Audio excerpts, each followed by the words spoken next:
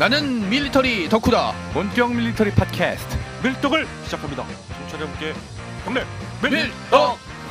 바로 안녕하세요, 박찬준입니다. 안녕하세요. 놀러온 남자 정명섭 정정입니다. 예 안녕하십니까 홍희범입니다. 월간 플래툰의 이준규입니다. 이렇게 밀떡이 시작됐습니다. 이번 시간 밀떡은 지난 그 12월 3일이죠. 네네. 우리 저 아는 지인의 생일이기도 네네. 했는데 그분은 생일을 맞았지만 네. 우리 그 굉장히 해상 작전 헬기로는 우리나라가 도입한 최초의 기체죠. 알로에 3라고 이제 네네. 정식 제식명은 이제 SA319죠. 네네. SA319B형 이 기체가 퇴역을 했습니다. 그 약간 뭐라고 하지? 앞부분에 전면에 유리창 크고 그다음에 네. 이렇게 레이돔이 이렇게 코처럼 볼록 코주바처럼 튀어나오지. 튀어나오고 미묘한 그쵸? 잠자리죠 그다음에 진짜. 뒷부분이 네. 이렇게 약간 저는 처음에 그래서 이거 볼 때 뒷부분 안 만든 줄 알았어요. 뒷부분이 이렇게 약간 뭘 씌우거나 이래야 되는데 그걸 안 씌워서 엔진이 그냥 통하게 밖에 그쵸. 나와 있고. 약간 네. 토마스 같은 토마티스. 그리고 약간 제가 스타워즈를 굉장히 좋아하는데 스타워즈에 그 반란군 전투기 중에 Y윙이라고 있거든요. 알아요. 딱 그것도 그거네, 보면 진짜. 뒷부분을 다 뜯어냈잖아요. 장갑판을 그렇죠. 붙여니까 네. 약간 그런 느낌적 느낌이 좀 있었습니다. 네. 근데 날긴 잘 날았나요 그거? 아주 잘 날았죠. 잘 날았습니다. 그게 알로에 3라는 게 그럼 알로에 1, 2도 있었을 거 아니에요. 있죠. 네. 알로에 1, 2, 3 합쳐가지고 무려 92개국에서 어우. 엄청난 그러니까 시작입니다. 프랑스가 개발한 헬기 중에서는 아마 제일 역대 최고일 거예요. 거의 베스트 그렇죠. 셀러였죠. 진짜. 예. 근데 사실 보면 이렇게 날기는 하나라는 정도로 이렇게 허약해 보이는데 이렇게 이렇게 그 이유보다는 네. 그걸 말씀드린 게 네. 알로에 3도 그만한데 알로에 1이나 2 한번 네, 보세요. 네. 거의 다를까 하는 네, 딱 그래요 모양, 진짜. 모양은 예. 그래요. 네. 굉장히 또 알로에 소형이었고. 원은 거의 네. 뼈대 유리창만 그 그러니까 유리 버블만 붙어 있는 그 느낌이에요. 약간- 좀 거짓말 좀 약간 사실 못해가지고. 프랑스 사람 보면 이렇게 그 겉 모양 이게 명품에 목숨을 거는 애들이잖아요. 근데 무기는 이렇게 알로에스를 보면은 이렇게 진짜 만들다만 그런 느낌이 있거든요. 네, 왜 그런 그렇죠. 아, 거예요? 그에는 명품을 사느라 네, 돈을 완성을 못한 거예요, 그게. 거기다 썼네. 아, 엉뚱한데 한 땀 한 땀 그렇죠. 정성을 들인 아하. 거야. 아침에 네. 바게트 먹어야 되니까. 그러니까 갖고 네, 있는 거. 네. 우리가 조금 올리죠 이제. 네, 알겠습니다. 근데 뭐 그것도 사실 그 시각을 또 돌려서 보면 미국 헬기도 처음에 보면은 그 왜 농약 뿌리던 헬기도 있지 아, 않습니까? 네, 그거 네. 딱 진짜 군에서도 그랬어요. 썼는데 네. 두 사람 타고 네. 커다란 이렇게 유리 하나 있고 아 맞아. 총 본것 맞으면 같아요. 그냥 네. 바로 저 안에서 죽겠고 네, 그 네, 네. 그런 거 유명한 가지고, 네, 미드 월남전을 래시라고 썼습니다. 있지 않습니까? 네, 네. 거기 초입부에도 나오지 않습니까? 그런 아, 헬기가. 네. 원래 그랬어요 그때는 진짜. 이로 인해서 우리나라 헬기 도입사를 잠시 보면 네네. 격동 헬기사인가요? 격동까지는 안 가고요. 네네. 그 미동으로 합시다. 네네. 미동 헬기. 우리가 헬기사. 탐색 구조 헬기라고 그래가지고 그 한국 전쟁 때 썼던 네네. 네. 그 H19 네. 네네. 19. 예. 그게 치카쇼라고 그러나요? 치카 하여튼 뭐 그 네. 기체 네. H19D 이 기체를 소량 그것도 네네. 정말 오래 썼죠. 예, 소량 쓰다가 그 이후에 이제 그 OH23 네. 네, 그것도 되게 이상하게 생겼어요. 네, 네. 진짜 이상합니다. 치카소네요 H19. 아 치카소. 예. 그럼 그- 무슨 손가요 그건? 손인데 한우인가? 계속 약실하고 아. 있어요. 네. 치카. 네. 큰일 났다. 큰일 났어. 가수 안 나오는 거. 궁금한 게 하나 있는데 네네. 이것도 또 저번과 비슷한 건데 그 6.25 전쟁 전에 그 한국 전쟁 전에 그 우리나라 헬기가 있었는지 없었어요. 없었죠. 없었습니다. 아예 한 대도 없었어요. 없었어요. 한국 비행기 전쟁 자체가 때도 뭐 연락기 몇 대? 열 몇 대 수준밖에 없던 상황이라 민항기 군용기 다 대한민국에서 합쳐가지고. 헬기를 대한민국 군이 보유를 한 거는 1958년이 최초입니다. 아, 네, 지금 물론 방금 그 전에 말씀- 미군이 헬기를 썼지만 가끔 방공 영화 보면 UH-1H가 나오죠. 한국 그렇죠. 전쟁 때. 타임머신 타고 가서. 그렇죠. 네. 네. 시간을 달리는 헬기. 네, 그렇죠. 이게. 네. 그러다가 결국 68년에 유명한 기체죠. 네. 그 아주 우리로서는 역사에 남을 만한 기체 중에 또 하나인데 그 UH-1H. 아, 그렇죠. 예. 지금도 쓰고 지금은 네, 네. UH-1H가 아니라 이렇고 처음 이제. 들어올 때는 UH-1B부터 들어왔던 걸로 그렇죠. 알고 예. 있는데 공군에서 짧은 네. 걸 좀. 그 기체가 들어왔고 그렇게 해서 기동 헬기 전력들은 있었는데 이제 문제는 해상 작전을 그렇죠. 하는 헬기는 왜 뭐 우리 그 뭐 다다음번에 뭐 이슈로 한번 또 다뤄볼 만한 네. 건데 우리 그 전투함의 변천사 네. 그렇죠. 격동의 그래서 전투사. 보면은 기어링급 같은 경우 네. 좁지만 헬기를 운영할 수는 있는 있었죠. 있었죠. 공간이 있어요. 네. 그게 재밌는 게 원래 미국의 기어링은 유인 헬기를 탑재하려고 만든 게 아니라 무인 헬기 무인 헬기 무인 대시를 조종 하려고 헬기를- 갑판하고 네. 경납고를 했다가 대시가 망하면서 그거를 미국 애매해져 해군은 버린. 유인 헬기 SH2 스프라이트를 실으려고 개조를 했고 우리 같은 경우는 기어리. 제가 알기에는 기어링 들여온 다음에 그 무인 헬기용 거를 우리가 개조한 것도 있는 걸로 알고 음. 있어요. 그래서 결국은 영어 자체가 좀 어려워가지고 좀 풀어서 설명해 아, 주세요. 그러니까 원래 미 해군은 그 기어링급 구축함에 예. 사람이 타는 제대로 된 헬기를 실을 생각이 아니고 무선 조종. 무선 조종으로 사용하는 무인 헬기를 네, 실으려고 네. 했어요. 네, 그 근데- 시대에 이미 드론을 쓰려고 그렇죠. 한 거죠. 네. 근데 문제는 너무 시대를 앞서간 게 그게 아주 보기 좋게 실패했어요. 막 조종을 했는데 곧바로 안 날아가고 바다로 꼬라박는다든가. 실패 실패한 거 아닌가요? 아니 남들이 보기엔 보기가 아, 좋죠. 남의 네. 실패는 꿀맛 아니죠. 그렇죠. 네. 그래서 실패할 점도 있었으니까. 그렇죠. 네. 예. 고소한 그렇죠. 네, 네. 그래가지고 결국은 일부는 이제 그보다 조금 더 큰 유인 헬기, 소형 음. 유인 헬기를 탑재해 개조한 것도 있고 일부는 개조 안 하고 외국에 넘겨준 것도 있는데 우리나라에도 어떤 배는 개조 안 한 게 들어온 것도 있어요. 근데 그건 또 우리나라는 우리나라대로 또 추가로 개조를 해서 근데 해상 왜, 작전 헬기 쓸 수 왜 있게 처음에 됐죠. 유인 헬기를 쓴 게 아니라 그 시대에 무인 헬기를 쓰려고 했었을까요? 왜냐하면 좋아 보였으니까. 아, 무인 헬기가 아니라 무한 단물을 썼었어야 그게 되는데. 그게 나왔던 시절만 해도 그 기술에 대한 자신감이 시대의 엄청 실제적인 과시하던, 발전상보다 너무 네. 앞서 있었어요. 그래서 우리 미사일이 나왔으니까 네, 공중전 안 해도 된다. 뭐 그런 그런 식으로. 시절이죠. 예. 지금도 해상 작전 헬기로 무인 헬기를 그 운영하는 유일한 나라는 지금 미국이죠. 그쵸. 그렇죠. MH8. 네. 네. 아무튼 그 제가 그 알루에3를 얘기할 때 왜 기어링을 얘기했느냐? 예. 기어링이 그만큼 갑판에 그 헬기를 나름 탑재할 네, 공간이 여유가 있었습니다. 공간이 있었지만 있었죠. 그렇다고 그 당시 많은 해상 작전 헬기들을 보았을 때 또 너무 적어요. 너무 네. 작죠 네. 진짜. 그럼 거기에 맞는 게 뭐냐?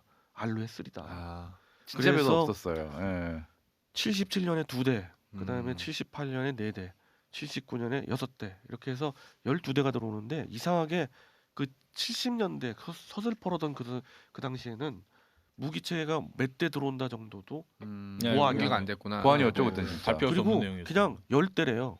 10대 들어왔다 이렇게만 그 여지껏 알려져 있어가지고 많은 사람들이 10대라고 그러는데 12대가 들어왔고요. 그 이후 그 해상 작전 헬기의 수명을 다하고 이제 훈련 헬기, 그 교육전대에서 훈련 헬기로 쓰게 된 그 훈련 헬기 5대만 뺐을 때 그 기체가 이번에 퇴역을 하게 아, 그 됐어요. 훈련용으로도 한 15년인가 썼죠 거의. 15년 마르고 닳도록 16년 썼네요, 진짜. 그 정도 되죠. 16년 예. 될 것 같아요. 그만큼 오래 명기라는 썼다. 소리죠. 그러니까 오래 70년대 썼다, 도입해서 지금 퇴역했으면 40년 거의 반세기 43년이라고 해군 나서 얘기하고 거의 있더라고요. 반세기를 사용했다는 건데 그렇게 알루에3가 장수할 수 있었던 이유는 뭔가요? 기체 자체가 보기와는 달리 튼튼합니다. 아, 그리고 진짜 군더더기가 없는 튼튼하고 얘기예요 이건 그 진짜. 몰아본 분들 얘기에 따르면 안정성이 있고 어. 네, 이게 뭐 이렇게 쉽게 흔들리지도 않고 괜찮다고 네, 네. 하더라고요. 실제로 지금 퇴역한 헬기들도 기골 수명은 의외로 많이 남아 있다고 그러더라고요. 전에 이제 한번- 부품 수급이라든지 이런 그렇죠. 문제 때문에. 네, 예. 전에 한번 말씀드린 적이 있는데 민간 헬기 있잖아요. 네, 네. 민간 헬기들은 기술적으로 보면 거의 반영구적이래요. 그렇죠. 그런 거예요. 그런데 그 군용 헬기는 아무래도 호버링이나 그렇죠. 네. 네. 인원도 많이 태우고. 그렇습니다. 네. 그리고 그렇죠. 헬기 자체의 그거보다는 과격하게 계속 좀 쓰기 때문에 그런 것도 그렇죠. 있고 계속 신 기술이 반영이 네, 되잖아요. 네, 네. 그러니까 계속 개량을 해야 되고 이러다 보면 새로운 플랫폼이 필요한 거죠. 근데 저는 알루에3를 이렇게 보면서 느낀 게 물론 만들다만 헬기 같은 느낌도 받았지만 그런 느낌을 좀 받았던 이유 중에 하나가 저기 무장을 어떻게 달아? 있잖아요. 예, 예, 그런 생각이 들었어요. 처럼 보이는 게 딱 그 밖에서 봤을 때 안 보이죠. 그다음에 어디서 봤냐면 로디지아 그 내전 때 많이 썼죠. 그 많이 썼죠. 네. 많이 네, 썼죠. 그러면서 조금 알게 돼요. 왜냐면 거기 때 측면에다가 도어건을 달아서 네, 쏘는 기관총 장면을 봤었거든요. FN 맥을 달아가지고 네, 그건 아니면 뭐 M240. 30 써갖고 그렇죠. 이제 쏘는 걸 보긴 해서 로켓탄도 달았었어요. 로켓포드도 달고. 야, 그 로켓탄 잘못 쏘면 이게 유리에 금 가는 거 아니야? 네. 그 생각이 좀 많이 들었어요. 저기 뭐 잘못 쏘면은 막 이게 다 전체 앞부분이 다 어떻게 보면 유리잖아요. 그렇죠. 캐노피. 네. 그런데 그런 것들 다 달고 쏠 수 있던 이유가 정말 기체가 튼튼하기 때문에. 튼튼하죠. 그렇기도 네. 하고 예. 해상 작전 헬기이기 때문에 그 대전차 유도탄 그러니까 예. 대전차 미사일들을 탑재를 했죠. 그래서 소형 고속정이나 소형 함정들을 공격할 수 있게. 네. 예. 그래서 우리 그 알루에 3도 네.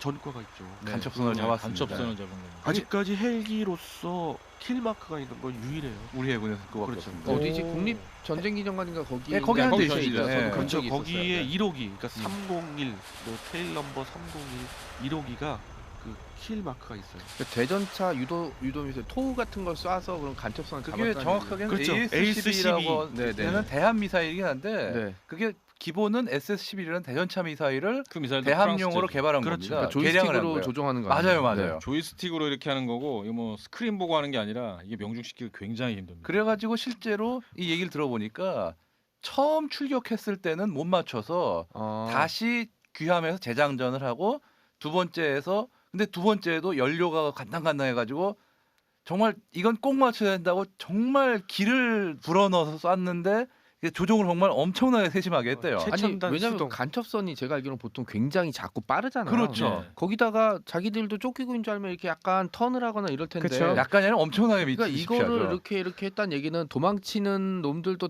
거기서 항복 안 하고 도망치는 놈도 미친 놈들이지만 맞춤부는 정말 대단한 거 아 아니에요? 근데 사실 수동 같은 경우는 고속전 같으면 수동 대전차 미사일이나 대한 미사일을 상대할 때는 실제로 이렇게 피하는 회피가 굉장히 유효한 기동입니다. 그렇죠. 네. 엄청 사람이 조종한 거기 때문에. 지그재그 와리가리? 기동을 해서 네, 네, 이렇게 네. 고속으로 피할 수 날아가는 있었어요. 미사일을 이걸로 조종을 해서 이 고속 이동 타겟에 맞춘다는 게 정말 쉬운 일이 아니죠. 단 그게 외국에서 연습을 들으면- 많이 한 거예요. 네. 굉장히. 외국에서 그리고 우리가 실탄이 많아서 그런 실제 훈련을 많이 하지 못했을 거 아니에요? 또. 그렇죠. 솔직히 말씀드려서 운도 따랐다고. 운도 네. 따랐다고 봐야 돼요, 진짜. 아, 네, 이거는 진짜 우리나라가- 남들이 들으면 네. 외국에서 들으면 what 뭐 이런 거 아니에요, 진짜? 그래서 알루에3로 잡았다고. 그러니까요. 알루에3는 네. 그 AS-12 네. 홍 편장님 말씀하신 그 원조는 대전차 미사일이죠. 그 대한 미사일을 4발 장착해가지고 풀무장을 할 수는 있어요. 몇 미터에서 맞췄다더라. 7km인가? 7km면 육안으로 안 보이는 거 아니야? 7km요? 아니 몇 킬로? 4km였나? 몇 킬로? 그 정도 됐을 거예요. 7km 아, 안 7km 돼요. 아니에요. 4km 였겠죠. 야, 진짜- 아니 4kg도 되게 아, 그럼요. 대단한 거의 거잖아요. 사거리 한계일 거예요. 그 네. 기차가. 현재의 대전차 미사일이나 그런 것들이 그 좀 8km에서 그렇죠. 12km 사이가 대세잖아요. 근데 그 당시에는 7km 아, 없었어요. 4km가 맞을 거예요, 아마. 예. 그리고 지금은 이제 좀 자동화가 돼 있을 거 아니에요. 아, 지금이야 자동화 엄청 쏘면 잘 그냥- 돼 있죠. 지금은 쏘면 맞는다고 보시면 돼요. 그렇죠. 예. 발사- 그때는 그냥 파이어 앤 포겟도 많고 뭐 지금은 회피해봤자 그냥 뭐 큰 의미가 없다고 봐야 되고 다른 어떤 회피 수단이 없으면은 코넷 같은 미사일 그러니까 그냥 지금 M1전차 옆에서 쏘고 이 그냥 뻥뻥 대전차나 뚫어버리고. 대한 미사일도 그 세대 구분을 하거든요. 지금 말씀드린 거는 거의 1세대, 2세대 그쵸. 진짜 네, 1세대예요, 진짜. 지금은 그 수준은 아니죠. 네. 야, 이분은 그 쏘심 이렇게 조이스틱으로 조종하신 분은 오락실 가면 오락 굉장히 잘했겠네요. 아마 그걸로 훈련을 하셨을지도 모르는데 그때 가지고 오락기가 있던 네. 시절이 아니라 그게 조금 아 애매했어요. 오락기 비슷한 시뮬레이터가 있긴 있었어요, 실제로. 아. 근데 좀 아주 원시적인 오락기이긴 한데. 왜냐면 왜냐면 제가 이제 가끔 미사일을 매번 쏠 수는 없으니까. 그러니까요. 그렇죠. 그다음에 또 시리아 같은데 이렇게 영상 같은 거 보면 이렇게 주로 나오는 게 이제 그 반군이 이제 정부군 전차에다가 이렇게 토우 같은 거 쏘잖아요. 그러면 이게 거리 측정이 안 되는 거예요. 물론 이렇게 연기 같은 게 나서 그걸로 조종을 하지만서 이렇게 보면은 명중해야 될 시간이라고 짐작했는데 안 맞아. 막 이렇게 보면 이게 심리적으로 좀 불안할 수도 있는데다 어떻게 해상 같은 경우는 막 파도 치고 막 이렇게 되면 더 안 보였을 것 같은데 그렇죠. 이게. 네. 야, 땅에서 정말 쏘는 것도 힘든데 이렇게 그쵸, 하늘에서 흔들흔들하는 기체에서 그러니까 이걸 하고 있다는 운과 건 실력이 다 합쳐져가지고 그쵸, 된 겁니다, 네. 이게. 그 또 알루에 3가 퇴역하면은 이제 자연적으로 나오는 질문일 수 있는 게 네. 그러면 그걸 대체하는 기체는 네. 뭐냐? 근데 알루에 투인가요? 알루에 4는 없었고요. 네, 네. 사실 그 알루에 3도 거기서 이제 그 시리즈는 단종이 됐고 92개국이지만 지금 현재 그 알루에 3를 운영하는 국가는 7개국밖에 없고요. 알루에 2가 15개국 정도 되고 저 7개국이나 있는 게 신기하네요, 솔직히. 아직 있어요. 예. 특히 인도는 아, 상당량을 인도야 뭐 라이센스 알루에 계열을 했으니까. 그 이어받은 기체가 가젤이라는 게 있고 아, 가젤. 그죠. 오 기체가 예, 그래서 그 다른 나라 보면은 그 해상 작전 헬기든 기동 헬기든 그 훈련을 할 때 쓰는 훈련 기체를 따로 두고 있어요. 그렇죠. 훈련 전문용 뭐 예를 들어서 B207이랄지 뭐 많은 기체들이 있어요. 그런 기체들을 후보군을 한 3-4개를 저 선정을 해서 그 직도입으로. 그렇죠. 네네. 직도입으로 수량이 많지 않으니까. 하지 않을까 그런 계획이 있어요. 어떤 기종이 가장 눈에 들어오시나요, 박 의원님은? 저는 B207이 좀 B207. 괜찮아 근데 보여요. 사실 이게 좀 어떻게 보면 문제인 게 사실 훈련용으로 그러니까 알로에3가 10몇 년을 계속 썼다는 게 어떻게 보면 우리 군의 어떤 헬기 정책의 문제라고 볼 수 있는 게 사실 훈련용 경헬기 정도는 들어올 수 있죠, 네. 얼마나. 사줘야 우리나라 되는데. 정도 상황에서도 의지와 예산이 조금만 받쳐주면 그렇게 크게 문제 없이 들여올 수 있는데 그게 이때까지 못 결정하고 계속 있다는 게 어떻게 보면 참 너무한 거 아닌가 싶기도 해요, 진짜. 맞아요. 그 타국의 그 사례를 보면 훈련 헬기들은 별도로 그쵸, 그, 네. 그 전문 헬기들을 도입을 하는데 별도 우리는 기종을 쓰는 경우들이 많죠. 그러지를 않고 예를 들어서 그 육군 항공학교를 가보시면 전부 현용 기체들을 다 그렇죠. 써요. 그건 좀 문제가 있죠. 그리고 실제로 그 관련 사업이 좀 갑갑한 이유로 여러 차례 연기가 됐습니다. 뭐 아. 절차니 뭐니 어쩌니 그래가지고 우선순위에서도 좀 밀리고 그러니까 참 좀 갑갑해요 보면은 어떻게 보면 그렇게 그런 훈련 제일 전용 중요한 걸 수도 있죠. 네, 왜냐하면 전력을 극대화할 수 있는 방안이잖아요. 그렇죠. 네. 게다가 그런 훈련 전용 헬기들이 도입할 땐 좀 돈이 들지 몰라도 유지비 전체로 보면 훨씬 싸거든요. 뭐 몇십 년 동안 쓸 수 있고 그러니까요. 뭐 별도의 보급이 뭐 많이 들어가진 않을 테니까. 그러니까요. 네. 알로에3 그 해상 작전 헬기 임무를 할 때는 정말 대단했고 그 해상 작전 헬기의 임무를 그 다음에 부여받은 게 참고로 말씀드리면 링스죠. 네. 91년서부터 도입을 했고 2차에 걸쳐서 도입 99년에 한 번 더 했고요. 참 생각해보면 링스를 기어링에 넣고 운용할 생각을 해군도 대단하죠. 같은 네. 링자 그래서- 돌림이라 그런 거 아닌가요? 기어링 링스, 그게 아니라 기체 자체가 작아서 기어링스. 아니 네. 기체도 작지만 기어링은 더 작죠. 경납고나 갑판이. 그렇죠. 네. 참 그걸 어떻게 운영을 했나 아마 참. 그거 엮기에 버틴 거라고 네. 그리고 가능했던 거. 그 이후에 계속해서 뭐 아까 말씀드린 슈퍼링스까지도 갔다가 이제 와일드캣 들어갔죠 진짜. 들어왔고 이제 앞으로 2차 예. 그 차기 해상 작전 헬기 도입 사업이 내년도면 본격화될 것 같아요. 뭐가 될지 참 전에는 뭐 의뢰 그냥 링스 거의 와일드캣이라고 했었는데 마무리하는 네. 단계라서 마마지막으로 우리 홍 편집장님 입장에서는 지금 두 개 기종이 치열하게 경합하잖아요. 그렇죠. 어디가 되는 거가 좋다고 보세요. 개인적으로는. 이게 참 애매한 게 그냥 운용이라는 측면에서만 보면 그건 이미 들어가 뭐 있는 다 알고 있는 와일드캣이 얘기고. 좋은데 예, 예. 문제는 작전 능력이라면서 아무래도 MH60이 아. 우선이 이게 참 쉽게 어느 게 좋다라고 단언은 못하죠. 저 개인적으로는 그래도